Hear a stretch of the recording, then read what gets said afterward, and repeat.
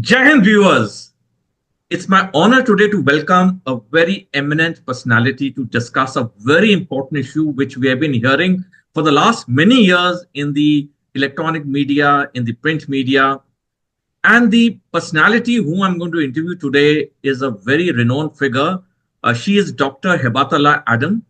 I would be talking to her in the candid conversation on the important topic of why the global south matters in global geopolitics.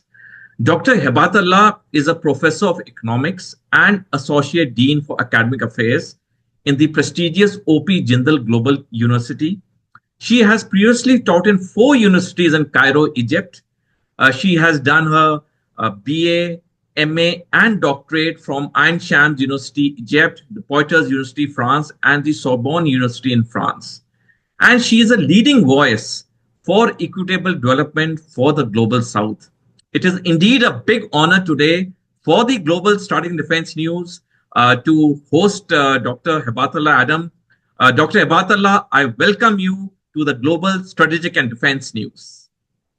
Thank you so much, Colonel Sodi. It is really a great pleasure to be with you today, and I'm delighted to be one of your interviewees. So I look forward to our discussion. Thank you. Welcome. Dr. Hebatallah, my first question is, can you explain the term Global South, which we have been hearing for last many years? What does it exactly mean? Yeah, so actually, Global South is not a new term. The term itself has different perspective and different dimensions, and it is an old term that has taken different forms over years and maybe also century.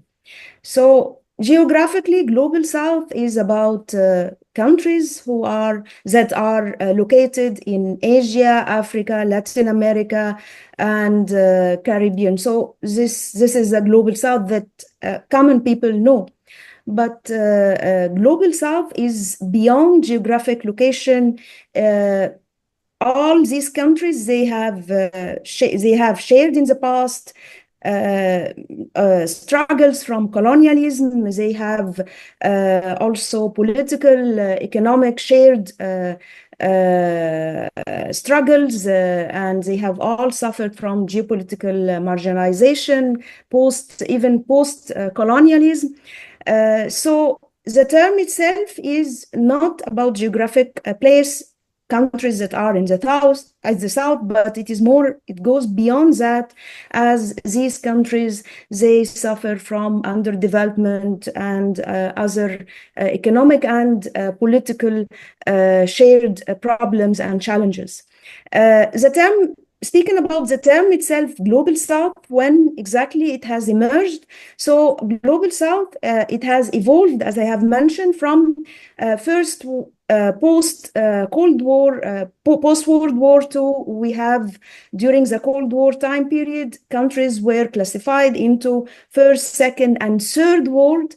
So third world, that back on time, that was what we know now as a Global South. But after the end of the Cold War, so it wasn't anymore suitable to use that terminology of third world.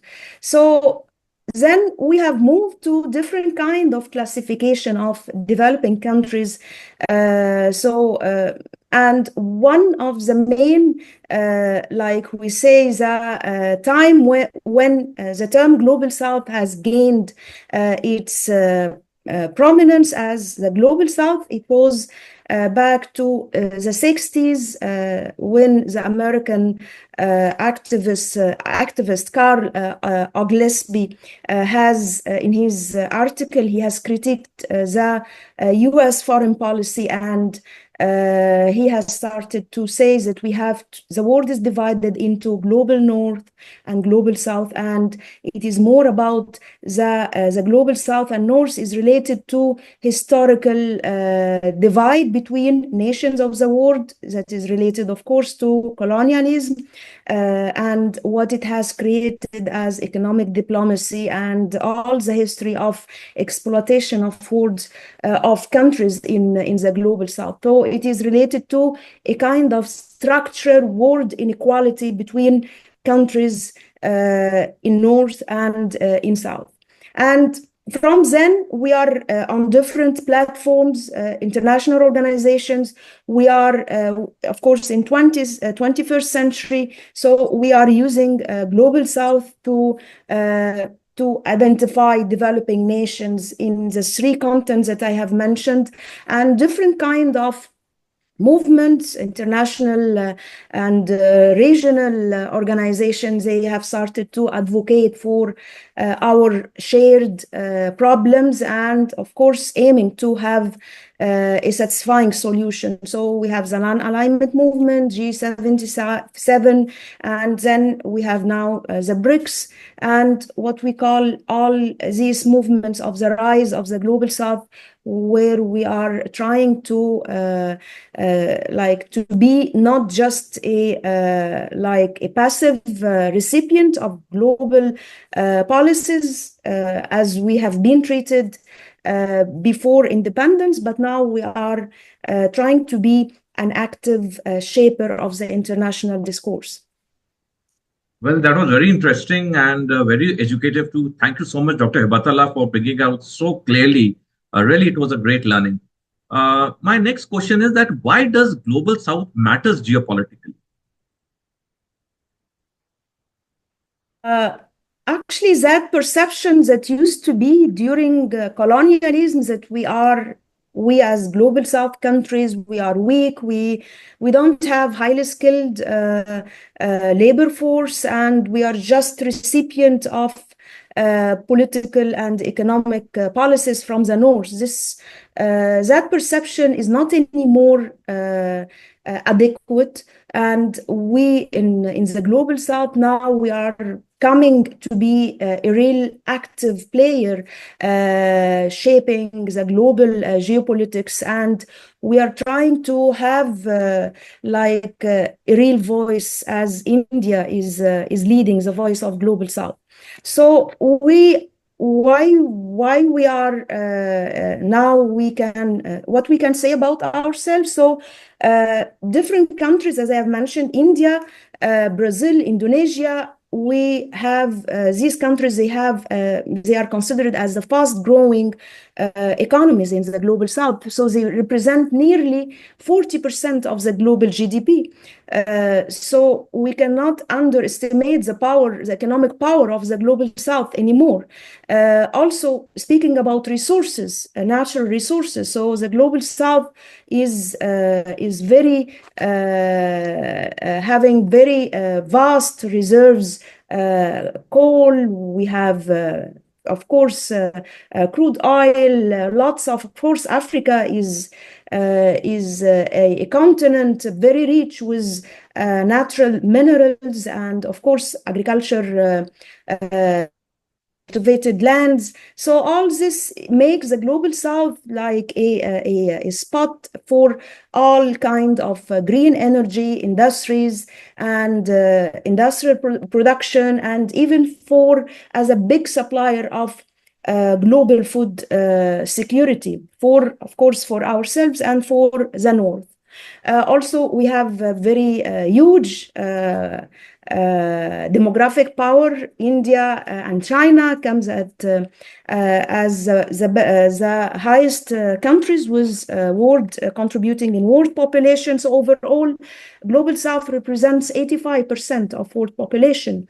So we have a labor force, of course, a young labor force, and we keep now, of course, they are not only young, and they are participating in low-skilled industries. Now they are in India and other emergent countries in Asia, Latin America, and Africa. So we have very high educated youth, and they are contributing on all level of industries and economic sectors. Also, our political power is becoming more and more seen and felt on the international global affairs scene. So we have very big alliances like BRICS, and BRICS keeps expanding, and we will have more power of BRICS in coming years. ASEAN, African Union, the Gulf cooperation countries. So all these big alliances that are coming from the global south are having a huge impact on the international scene, as I have mentioned, and also they will be directing global governance reforms in international institutions like UN, WTO, and IMF, and other international organizations. So we have real power economically, of course, politically. And not only this, we are also, in Global South, we have also more of like trying to push the world toward a new global order where we can have a fairer international representation of the South and North, given our big nations' political power like India, China, and Brazil, as are also a member of the BRICS. So we have this kind of political, economic, and even also not only political, economic, but also technological, because we have now big investments in technology and green technology and climate change in the South. So so I hope I have answered your question. That Yes, why we definitely. I totally agree with you, Dr. Hebatallah, that with over 40% of the global GDP in the global south, with more than 85% of the world's population in the global south, well, the global south cannot be ignored any further. It is a big, I would say a big mover and shaker in the global geopolitics. Very well explained. Thank you so much. Dr. Hebatallah, my next question is, what are the three superpowers? That is Russia, America, and China. Which of these three superpowers has the maximum grip on global south? Actually, each of the three countries you have mentioned, each has different or a distinct approach in its foreign policy and outreach to other world country. And not only a foreign policy approach, but also historical ties with global south and their own strategic priorities. But generally speaking, let's frankly say it is China, because China economics is leading all kind of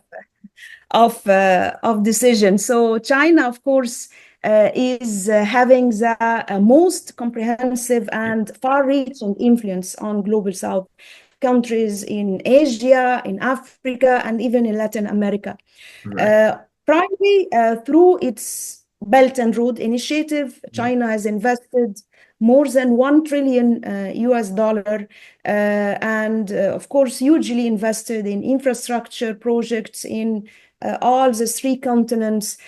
Besides that, they are providing unconditional loans regardless of any kind of political sanctions imposed by Global North or United Nations. So they are providing unconditional loans to different countries in need, especially in Africa. Also, trade. Of course, China is having a very is the largest trade partner with all countries, but specifically in Global South. So China is, we can say, like one answer, China is a dominant influencer in Global South. But of course, we have to keep in mind that there are lots of concerns on the long-term dependency on, especially in terms of the unconditional loans that I have mentioned. So, and also it has been criticized that it is like it is creating economic dependency, and it can be a kind of what we call the new colonialism. So here China is criticized for this. But also the other countries that you have mentioned, they are also playing a very important role in Global South, and we cannot undermine. US is having its soft power through aid, financial aid, and also, of course, high education and technology. So many of our students, of course, they have their first target to move to United States to learn in their higher education institutions, and of course to work in high technology industries there. Security, military, also partnerships. US is having lots of ties with Global South countries in terms of security. And speaking about China, also US has also responded to the Belt and Road initiatives with like the other kind of initiatives to counterpart China in Asia and other places. Like, for example, in Asia, we have the Quad and Indo-Pacific strategy.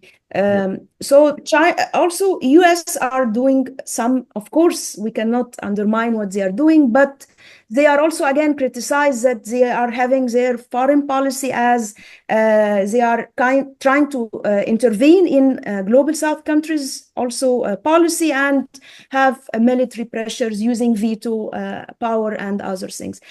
Speaking about Russia, Russia also is having other also strong ties with Global South countries, military and defense, lots of military and defense projects going on. We have, for example, we know about the historic relationship between Russia and Syria and other part of the world. So energy also, there is energy finance that Russia is doing. We have in Egypt projects. El Daba nuclear plant is financed and by Russia. Also is providing on international scene using its veto power supports to countries like Syria, Mali that are anti-Western regimes. So Russia also is doing lots of things, but also its full power is not to the maximum because of the Russian-Ukraine war. Yeah. Well, absolutely correct. I totally agree with you that all the three superpowers have some stakes in the global south, but China, obviously, because of the strong deep pockets and economic power, is the most dominant player out of the three superpowers. Very nicely explained.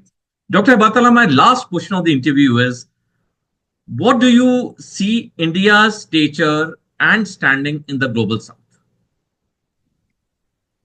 India is the voice of the global south. So India has been always defending in a peaceful manner our rights and the need to have a real voice of the global south on different international platforms, specifically in the United Nations. And we have so many examples that is showing that India has succeeded to be a key advocate for the global south rights and to fight for have an equitable development and diplomatic inclusivity for the global south nations.